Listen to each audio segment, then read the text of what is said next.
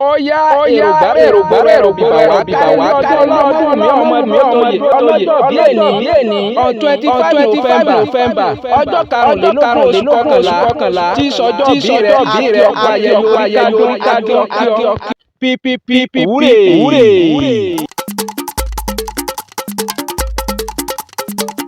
Ó pẹ́ tí mo ti ń rògo ìràwọ̀ ènìyàn tó lọ́jọ́ tọdún ayọ̀ yìí jẹ́ first class. Ògo ìràwọ̀ ènìyàn tí ò lẹ́jà ń bá kàn nígbà mo ṣàyẹ̀wò dé góńgó. A sì bọ́ dúpẹ́ lọ́wọ́ adániwáyé tí ṣẹlẹ́dá rẹ̀ toróríire òférò. Ló jẹ́ kí n pé gbọ́dún ọdún kan ni àṣàmọ́dún sẹ̀mí nínú ọlá pẹ̀lú ìdẹ̀ra. Congratulation mo bẹ̀ lọ́wọ́ òní ṣìwàwù. Torí ọmọ wùmí ọmọ dúró toyè ajá balẹ̀ ewì. Mo ti di gàárì mo gún kẹ́sẹ̀ ẹṣin. Ẹ̀sọ̀ wẹ̀lẹ̀ jẹ́ mo ti gbé wì mí ra Adesi. Ọmọ ń pọ̀ léwu ọmọ ń yakunlé yakoko.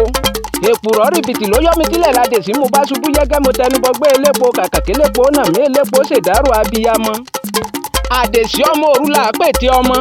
Afọ̀gànjọ́ kẹ̀yìn sájà. Ládésùn lóge láyà lọ́gànjọ́ oge akómújọ bí ẹṣin.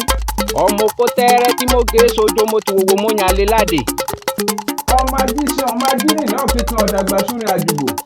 Ohun tó ṣàjùbò tó fi jẹ́ ẹ̀fọ́ ẹ̀rí nínú. Ó ká tegúnugún akúpọpọ sórí ẹyin. Ọmọdé bòóyè ọmọ awóyẹmí ọmọ yèrèkò níbì kan ń gbá mú gbogbo ara ní tí ijó ni. Ọmọ mìíràn ti gbin ọmọ alẹ́wà bí àbíkú. Ọdún ọlọ́mọ dúró tó yè kó ọjọ́ bí rè ní yínníyínní dání ó sèmí èèyàn rètí ní dúpẹ́. Gbogbo ènìyàn tó yan ọpẹ́ bá tóbi lẹ́nu ẹ̀ kó sì pokùnso ó tọ́ fúnrú wọn. Ó ti sọdún yìí ó sọ̀pọ̀ rẹ̀ láyé ogún atọ́kangẹrẹ òní sọdún nù sàré. Nítorí ọdún ọlọ́mọ dúró tó yè mo ti gbóṣù bàràbà dẹ̀dẹ̀ fẹ́lẹ́dùmarè tí jẹ́ mímọ́. Ọba tó dọ́ ọ sí tún ṣègbè lẹ́yìn ẹ̀ ọba tó mú kọjọ́ pé kọjọ́ jọ àṣèyí àṣàmọ́dún sẹ̀mí.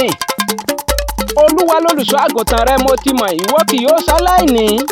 Ó mú ọ dùbúlẹ̀ nínú pápá oko tútù ó sì tu ọkàn rẹ lára. Wẹ̀yìn rẹ wò ọmọ wùmí rẹ àti àánú kó máa tọ̀ ẹ́ lẹ́yìn lọ́jọ́ ayé rẹ gbogbo òní jìsọ́fì ìkà ènìyàn. Àṣẹ tá a bára yé wọ́ tọ́ka rẹ ní retò pẹ̀lú ó ṣe kókó.